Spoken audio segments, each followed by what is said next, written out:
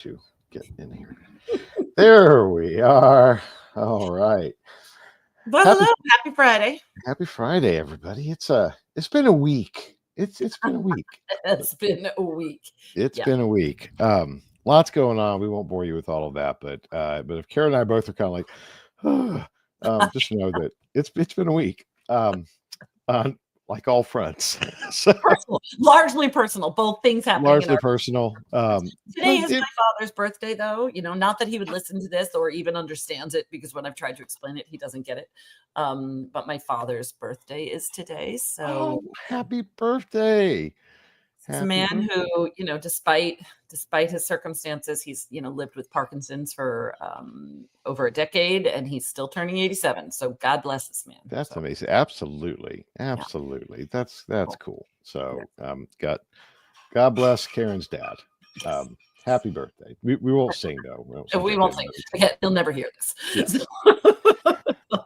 And part of what made it such a week was, you know, it is a Herculean effort to get grit done, guys. I mean, truly, not looking for, you know, any accolades or anything, but it really is a massive multi-team effort.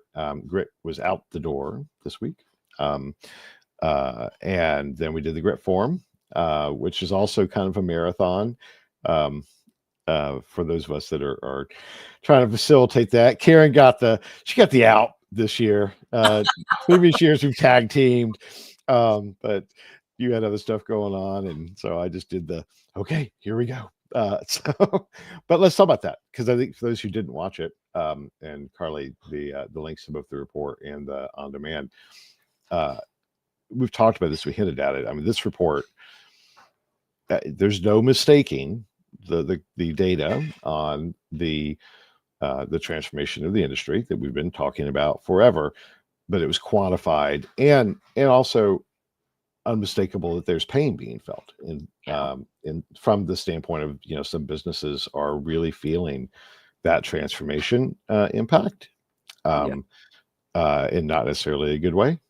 That no one who listens to this show should be surprised. But in the Grit Forum, we talked about it. Then there were multiple panels, and everybody on the panels talked about it. It turned into kind of a therapy session, I think, of like, you know, the first step is we must admit there's a problem, right? So, well, one of the things you talked about that I want you to expand on okay, we don't want to repeat everything on the Grit Forum, but I wanted one of the things that stood out to me before we get into kind of the call to action, and so I'm going to moderate you a little bit here.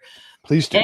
AI becoming infrastructure. And I think so we've talked about AI as a disruption a ton on this, but this week you talked about AI becoming infrastructure. And I think that was a good paradigm shift for people to understand. So expand upon that specifically for this audience. Sure. So we're through the experimentation phase.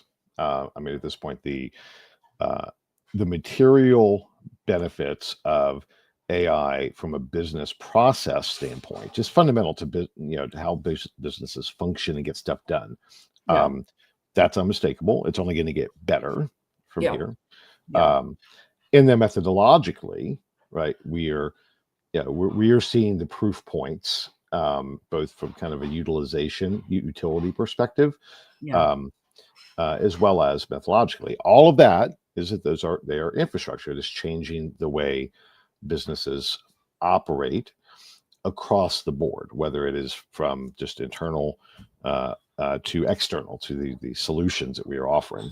And there's lots of variations on the theme of that, but that migration to a new system, a new series of technologies that augment and in some cases replace our traditional way of doing things is absolutely unmistakable. And it's still, there is no winner in terms of what that infrastructure system is. That is still very much up for grabs. So there's a lot of experimentation on which underlying technology to use, but that very, very clearly there.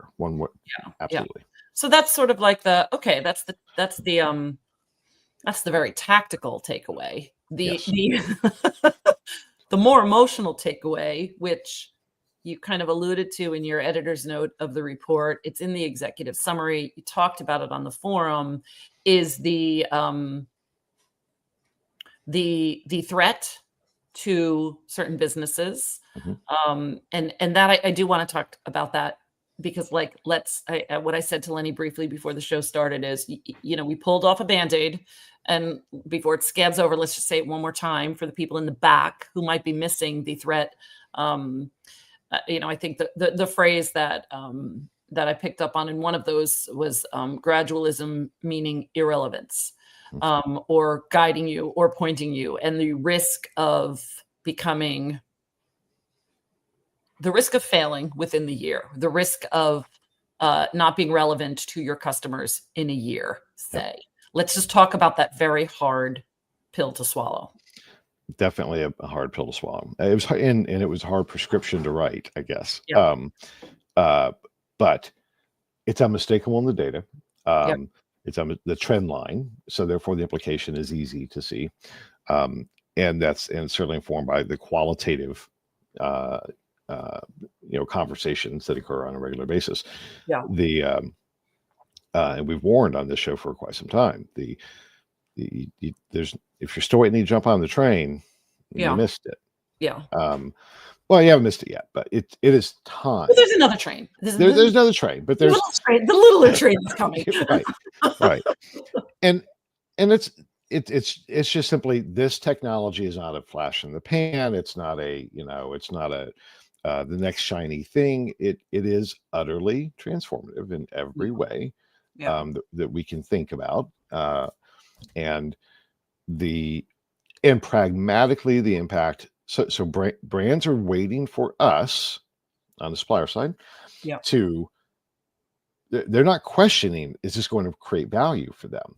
They're already expecting the speed and cost efficiencies, period, full stop. They see the quality benefits in some use cases, not in all.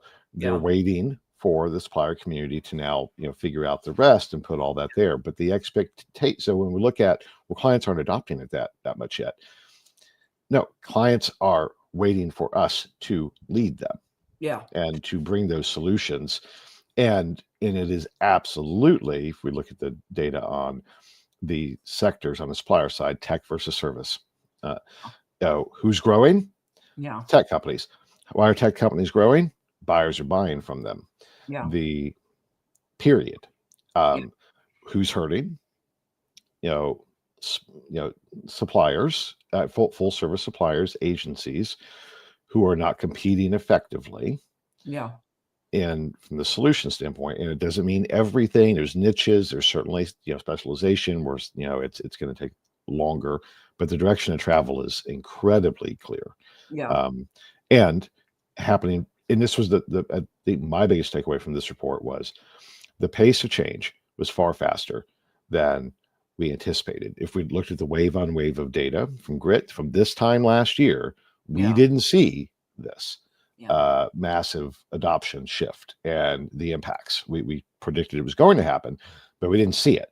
We saw it, and it was still faster than I thought it was going to happen. So that's where that. And I just want to go back to one thing you just said too, which is for those agencies that are research, full service suppliers,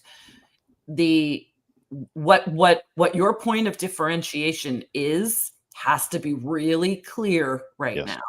And it has to be, and it has to be compelling, because everybody is now faster, better, cheaper, right? Like that trifecta. Yeah, we're good there. So what's the value you're bringing to the table in your agency specifically? And then also, what is your relationship with AI? Because, we've talked before, table stakes, whatever, but how are you utilizing the AI technology? Because everybody is. So what's your relationship with it? And, is it the driving force between everything you do? Are you, AI for efficiency, but humans in the mix? Are you, innovating with it every second? I think I think that's the important thing, is your identity is what you need to be focusing on straight away, my opinion, from my takeaway from the week. Yes. Well, and I know you've written about some of this, but by the way, I love your new series. You know what? It's when something gives me pause. What I realized in the last several weeks is that, and it's highly personal. It's not, a Green Book thing. It's just when I see something that really talks about our humanity and the emotions that we're going through, or the realities we're going through, the tensions we're going through as individuals during this time, in the professional context, of course. I'm not just writing out there on Substack about how I feel as a person, but I do. Yeah, if you find my Substack, it's all over the place and it's really personal, so y'all probably don't want to read it. But no, it's just something that's what happens to me often. And I just decided, I was having a creative evening, and I just was like, you know what, people are adapting to change so rapidly, and we're tired, right? Change fatigue is real. So that's kind of one thing that I noticed. The job market, all of that stuff. We have all of these tensions in our systems right now because of what's happening in our world, and there's no landing place for it. There was a gap in the conversations around, hey, how are you doing with all this stuff? And every now and then I see something on LinkedIn, which is like, somebody wants to talk about it. And I just started to look through it, look at those posts with the lens of a qualitative researcher, like, all right, what's the human truth here? Like, what are they alluding to? Why did this post make me pause? So that's kind of what I'm doing there. It's, I love it. And I think it's deeply needed. Right. I mean, going into the grit forum was this idea of like, this is going to be kind of a therapy session, right? Yeah. Because all the things that you said. I want to make call it one thing though that I think it's important for our listeners. Yeah, please. And you just said around the differentiation, and I want to make sure that there's some empathy here. Again, you and I work within Green Book, et cetera, et cetera. But for our audience, I am a sole entrepreneur, so I am a consultant. So I am an insights and strategy consultant. That is what I do for a living. You guys see this and you see the Green Book and you see all that stuff. Green Book is a client that I help in a very specific way in doing that.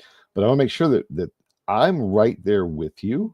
If you are a small agency, and I grappled with this myself in multiple ways. Here's where I've gotten. My differentiation is my depth of knowledge and experience in a specific category, which happens to be the insight space.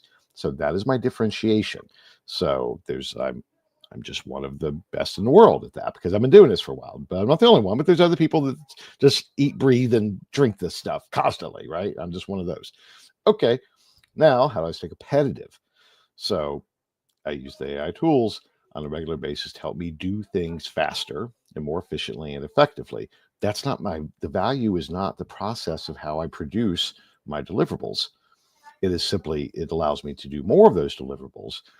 The value is my expertise and my thinking and all of those things. So I do that just as an example, guys. If you're an agency, if you're a moderator, if you're a consultant, whatever it is, this is the path that we're on.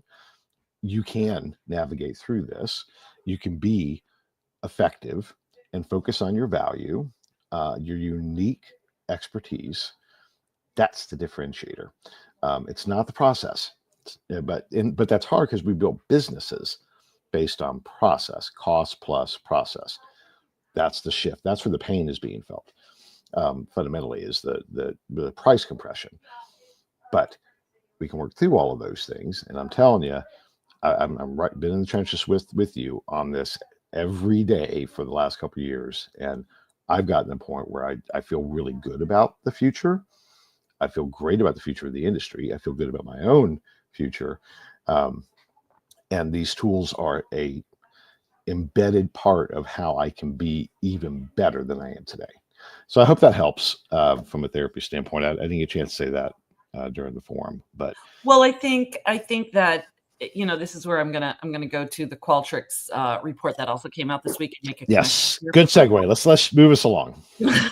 So Qualtrics published this week the 2026 Global Market Research Trends. So Qualtrics is a great customer of ours. They've sponsored a lot of things with us. So we're brand fans of most, if not all, of our customers. But one of the things that Ali Henriquez pointed out in this report is that insights professionals feel quite secure in their roles. 90% participated in their study of 3,000 plus researchers across 15 countries. 90% feel quite secure in their roles and are embracing this shift to AI workflows in market research. And I think that that's really important because, as you're saying, like, I feel good right now. It's because you've wrestled the beast, right? For your own business, you've wrestled it. And I imagine that there are people that are currently wrestling and that are like, holy shit, I didn't even know I needed to get into the ring. Like, great. Now. Right. So Lenny walks out feeling victorious. Got the damn belt. But other people are saying, I love that you carried that reference forward. Anyway, go ahead.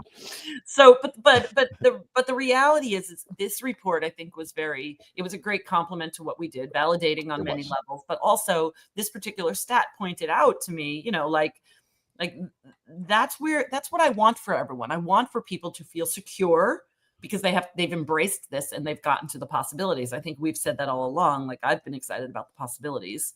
And I want other people to get there as well. Not that it isn't hard, not that this isn't a stressful time. It also goes on to say non-AI teams are losing influence in budget. So that's, again, think about that. If you don't have AI in your team, if you are in your organization and AI is not a part of it, time for some advocacy, I think, because this report, 78 are predicting AI agents will run most projects by 2028. So again, none of that feels surprising to you and I. We've been talking about AI agents and et cetera, et cetera.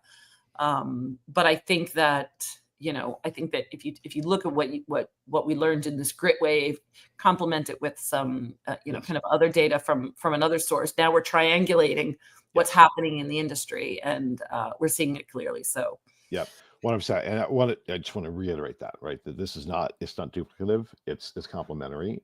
They ask questions we didn't ask. That's an example of one we didn't ask about the, adoption of agents. So really encourage you to download it. Download with Grit.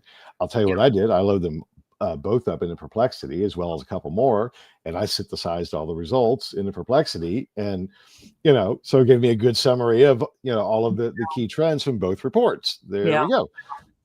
Let's segue into platforms real quick. Yes, because there's a lot. Well, yeah. So it's, you're all in with Perplexity, and I like Perplexity too. But I'm all in with Atlas as a browser, which has the ChatGPT integration, and I'm enjoying my time over there. So, and Google announced this week also that Gemini 3 is here, delivering, better answers with less prompting, deeper understanding of a user request, like able to kind of conceptualize what the real ask is in some of the prompting that we're doing. And they're rolling it out across Gemini and Enterprise products. And, certainly we work in a Greenbook. We work in a Google ecosystem. So, we have Gmail, we use Chrome as a browser primarily. And now, just like Atlas, has ChatGPT in the upper right, Gemini's up there in the upper right. I can pull it into any website that I'm on and say, hey, Gemini, what do you think about this? And have those conversations. I personally don't think it's as strong as what I've got going on over in Atlas, but that probably is because I now have two to 3 years of history with GPT in my world. So, with OpenAI's product in my world. However, the race is still on. This technology is getting better and better.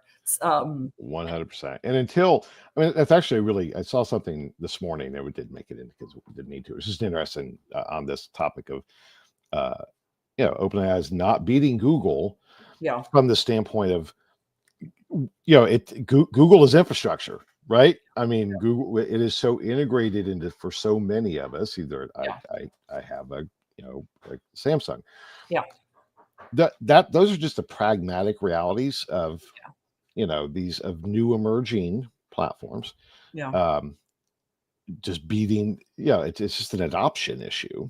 And some things are just baked in, and we're lazy. I don't want to switch off Google. Yeah. I don't, as much as I love Perplexity, I don't use comment because everything, I'm a Google guy, right? Yeah. I And as have, much as I like Google, I still haven't, use it.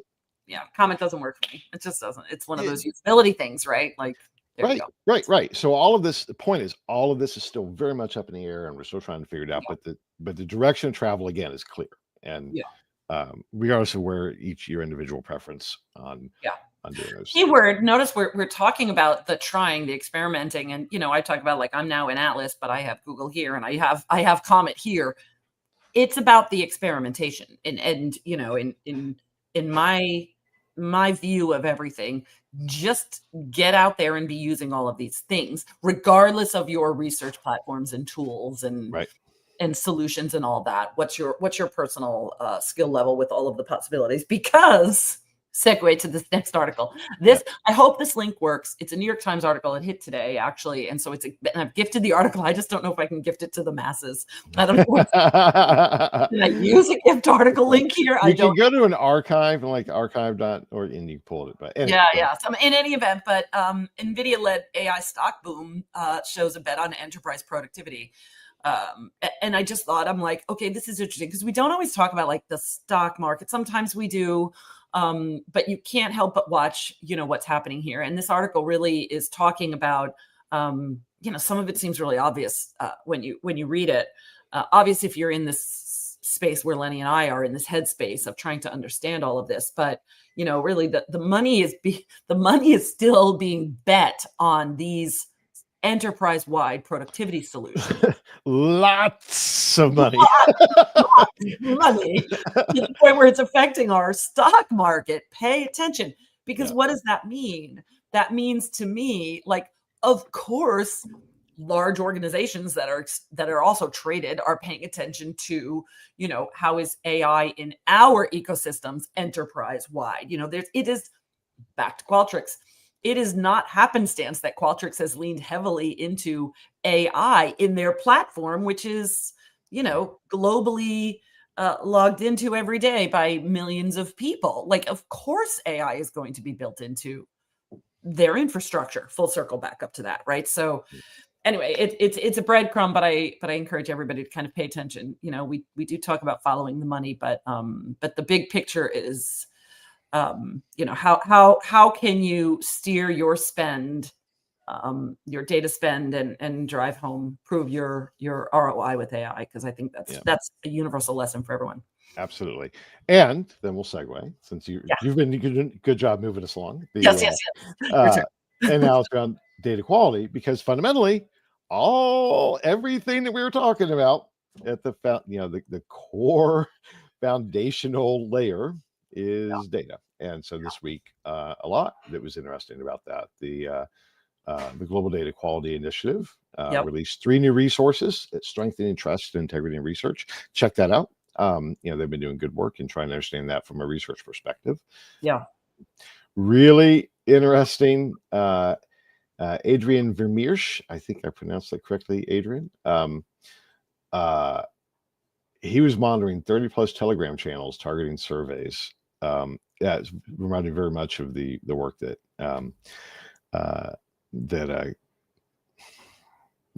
Echo did, right? Yeah. And just that there is an economy that exists of fraud, and it's pervasive. So, and did you know that it was Fraud Awareness Week, International Fraud? I did not know it was International Fraud Awareness Week. You were wrapping that up. That's stressful. I didn't even know what happened, and I'm really glad. I know. I mean, did we get a hat or what? How do you? The thread is really interesting. So this post is. From Adrian, it's a LinkedIn post about it, and when you start to read the comments, it's just like, all right, you see the folks in the industry chiming in, kind of, weighing in on all of it. So to me, that's an interesting thread to check out. So I hope you go over there. Absolutely. And then I wasn't aware that the EU was tweaking things. You found this? So the EU is proposing tweaks to their GDPR guidelines, and of course their AI Act, which is a part of what they're monitoring now, but simplifying consent. and aligning AI rules, right? So there's a quote from the link that Carly will share that says the changes proposed by the European Commission, the bloc's executive branch, changes core elements of GDPR, making it easier for companies to share anonymized and pseudonymized personal data sets. Just makes me go, and think, now what would the implications to the insights industry be if we're loosening up GDPR? What? I don't even know how to get my head around that, because GDPR was like, we at least felt like at least people are GDPR compliant and our participants' data is safe. If we loosen that up, what does that mean? Will people still, I don't know. I went to this place of ethics and, and trust. And will people say, oh, phew, I can lighten up the work that we do to keep things safe? Or will they say, no, we're still going to adhere to some of the standards that have been in place already? Well, what's going to happen there? We don't know yet. Although I think the goal is to increase data utility, data utilization, right? And I mean, how can you, from its agentic infrastructure, that's all data driven, et cetera, et cetera. I mean, it's kind of bound to impact these things because that's all about the movement of data. If you're using a shopping agent, so makes sense, have to adapt, share the concerns of ensuring how we do that it's still compliant from a privacy standpoint. But I must say, I generally, I don't think of governments in general as being very adaptive. And particularly the EU. And I have to say, hats off. I'm glad to see them adapting, which go back to the original point. When you got like the EU adapting, that tells you where things are going. Really, right? You're not getting out of this. Get in the freaking ring. Anyway, your turn. Right. So. All right. Well, speaking of adapting, yes. A story came by our way. Cint and Rep Data deepening their alliance. Cint has selected Research Defender as their core quality partner, and of course, they did a press release of it. Good self promotion for both of these brands, both good partners of ours. What's interesting to me about it when I kind of clicked on this is that it says in the release that it was a competitive RFP process. That's what I want to focus on, not just like, hey, yay, you for your partnership, but that Cint was like, you know what? We need to take action, because that's what you and I have been preaching, right? It's like our research providers need to take action. Our sample providers need to take action to shore up their data sets. And I love that they did an RFP process. I didn't know that was out there. That didn't come my way. Why would it? And I hope that others follow suit. I hope that others, look at this and say, what was their RFP process like? I just think that's really important. Like, yes, you should be figuring out who your data quality partner is right now. And I think I have never been more relieved that a niche service provider in our industry exists as I feel about the data quality, fighting fraud parties that are out there. And I hope more of them pop up, because I really think that's important. And I hope more of these RFPs float around out there, and we do the work. Yep. Right there with you. And free, also recognize this stuff ain't free. So if you're buying sample, you may see an increase in cost. And just that's the price we pay for higher quality stuff, right? And it goes here too. Now, I don't know if that's going to be the case, but I would certainly encourage people not to say, oh wait, it's 10 cents more, I'm not going to pay it. The whole pricing, we could go off on that, but everything's up in the air right now, because if we're saving some money, with some efficiencies using LLMs to help us do some of the work, well, then guess what? That savings might be offset by, a higher priced sample in our research flows. So, the whole pricing model, just, rip it up, start over. Right. Well, we'll get to an example of that here in a few minutes. Let's talk about, speaking of money, though, because there were some fundraisers. Great question. Good name. Great names. Love it.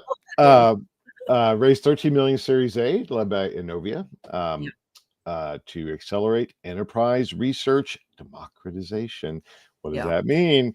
They're not just selling to their insights organization. They're selling to the brand, or to the marketers, the brand product managers, et cetera, et cetera, et Yeah, cetera. yeah, and I guess they're a leading kind of platform for democratizing UX research specifically. Yes.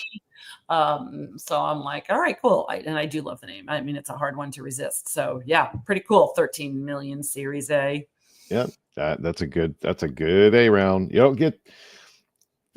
don't get that type of money for an A round unless the investors think that you're going to be at 100 million in revenue in fairly short order. Yeah. So we see you. Great answer. Great question. Let's do great answer with you. Yeah, that's right. Raise you an answer. No, we see you. Great question. Yep. All right. Realize they spun off their creative intelligence business.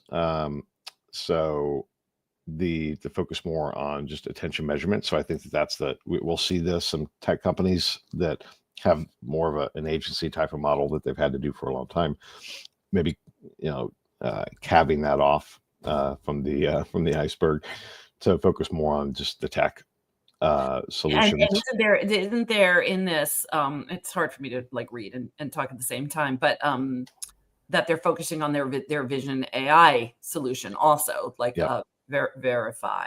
So they're like, yeah, let's focus on this product right here because they're onto something there. I think that's interesting. And I like the focus back to positioning and what you do and really solidly knowing that. I think that's a play that I'm like, okay, I think a strategic move, whether you like it or not, it's still a move. It's not stagnancy.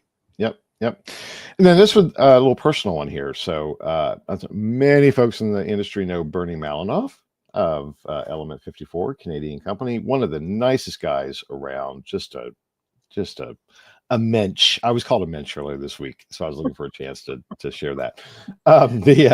Acquired by Leger, which big old Canadian firm, does all types of stuff, right? It kind of agency side, marketing, research. Hats off to them. So Bernie's going to lead their advertising research business, and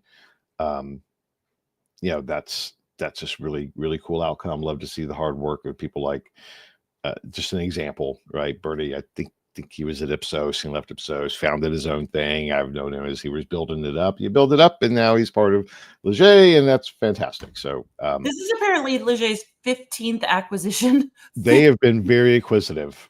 Interesting. They've been very acquisitive and buying niche capabilities, not just I think they've bought some pretty transformative ones as well.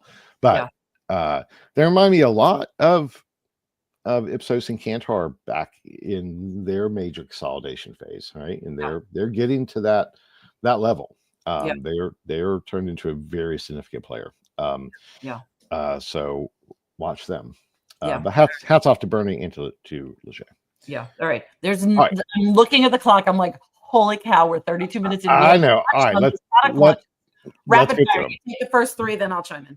All right, cool. Numerator unveiled their AI capabilities and their insights platform, streamline and accelerate data analysis. I spoke to Numerator this week. A lot of folks don't realize that they are because of the integration of Kantar, that they actually are and they have their own platform. They have high quality data, they have behavioral data, et cetera, et cetera. So cool for them. They are trying to get the word out on doing that.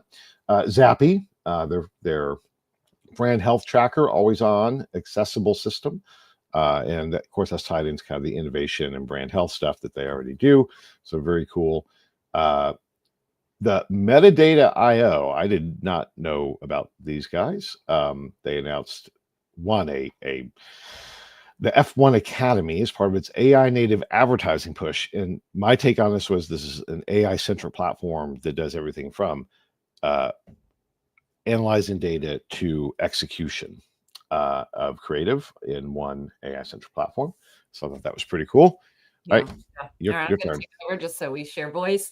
Yep. Sprout Social unveiled Trellis, which is their new proprietary AI agent, turning social data into instant enterprise intelligence. So basically, taking a look at that data that's existing out there, reeling insights, recommending actions, billions of social data points. So, I perk up a little bit every time I see some sort of like intelligence in the mix, right? Like I'm like, all right, because it's not just insights, it's intelligence. And anyway, you have me. All right, Firefish. Firefish. This is where I get a little anyway. I get a little my interest is piqued.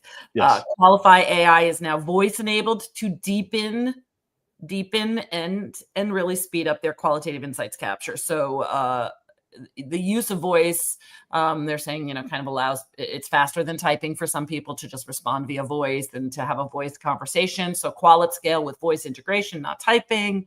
And what they do say in this is that they are pairing these trained AI moderators with Firefish experts. Mm-hmm.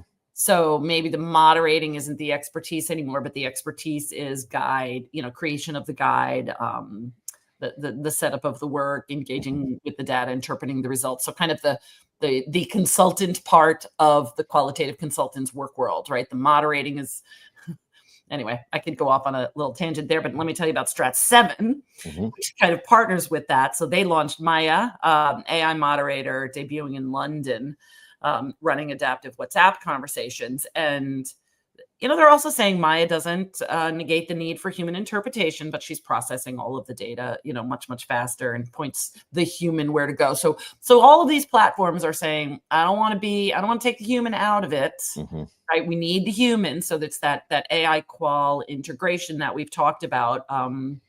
But I'm sure that it's making a lot of qualitative researchers uncomfortable as they're trying to figure out what their role in life is right now. So this is my plug for an organization that I care about, is get yourself to the QRCA conference this year. I think these conversations are going to be critical.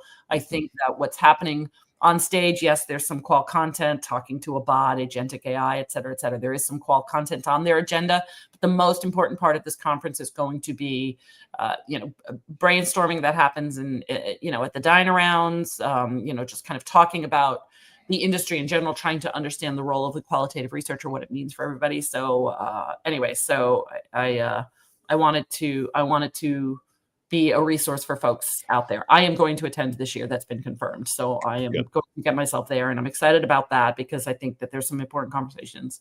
Absolutely. So look, all the growth is around qual. We saw that in Grit too. Right? Yeah. I mean, this is where the explosion is happening. I want to throw in one article. I'm sorry that we didn't mention, but I thought it was just circle back around a few weeks ago. We talked about Black Swan being acquired by Mintel this week. Carly, if you can add that link in. It's the bottom bullet. Oh, is it? I'm sorry. I didn't scroll down enough. Yeah, no, you're good. You're good. Okay. Well, then there we go. Okay. Yeah, Carly's got it. It's the interesting. This is what we thought we would see. Is like they're combining their Mintel's data with Black Swan's data for predictive intelligence, and they've launched a new report series based upon that. And that's that type of 1 + 1 = 3 type of scenarios that we're looking at, and we're probably going to see more of that. So really interesting, compelling stuff on how those companies combine. I just hadn't scrolled down enough. Sorry. Yeah. No, all good. But since we're there, and this will be the last thing we share, and then we're still doing it in 40 minutes, which is good because we went to that rapid round, which I like. Yep.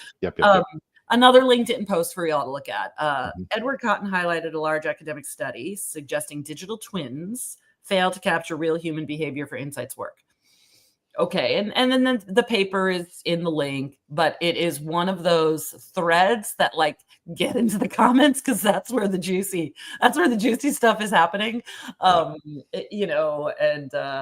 Anyway, and some of the people chiming in and what they're chiming in with, it's like, okay, I love a good controversial, kind of post in there because some may say, look, there's a need that digital twins are helping us fill. So let it exist. And some might say, oh, heck no, human only. And so the opposing views are fascinating to take in. Yeah. Can I add to it real quick? And I know we're trying to wrap up, but because the perspective. So I know a company who is trying to, I believe they have solved the problem, this report evidence, which is that even digital twins trained on massive amounts of data. Yeah. That the AI still, it's just more logical than humans, right? So it still answers in a way that is not really reflective of at a deep level of kind of our emotional reactions to things. Right. Um, and that was the core point of that. I do know that there are companies working on the synthetic sample side that believe they have tackled that they have resolved that issue. So as you're reading through this, recognize that this was a perspective on a very specific data set and a very specific test. And just because it's out there today doesn't mean it's true tomorrow. So and again, like, read the thread for the tea, like take in the controversy, because because I actually I feel that when you read something like that, your own point of view gets solidified, right? Absolutely. I don't think these things are one or the other. I think it's additive. And I just will always feel that way. I'm like, yeah, it's additive. Like, it's just, more tools in the toolbox for different use cases. And it just reading this made me realize this is not an either or situation. Yeah, Let's not vilify either. Let's not say nope. synthetic data is the only way to go. And let's not say human only. Let's not say AI only versus a human moderator. Like, no. Fit for purpose, like anything else, right? Qual or quant, what method fit for purpose. Right. So when you read provocative posts, figure out what's your point of view. And I think sometimes just the act of reading them helps solidify what you believe. 100%. All right. We are off next week. So Thanksgiving here in the US for those who are not here. So no exchange. I can't wait to have a 4-day weekend. I don't think I wanted a Thanksgiving holiday as much as I want this one right now. So I'm psyched. I hear you. Actually, my son's birthday is on Thanksgiving Day. Oh, so we're doing Thanksgiving Day is his birthday. Friday, we're celebrating Thanksgiving. Nice. So right there with you. I am so looking forward to the time off. Everybody be well. If you're here in the US, happy Thanksgiving. And can we spoil one more thing? Yes. Because we're off next week. Then the following week is the first week of December. Mm-hmm. And we will have a guest. We will keep the guest secret till we fully promote right. it. That is but let's let people know that we will be having a guest co-host the first week of December. So the next time, tune in. It'll be a fun show. Absolutely. And the week after, as we head into the end of the year, we do our tacky Christmas sweater annual Christmas sweater. Yes. Third year in a row. Right. All right.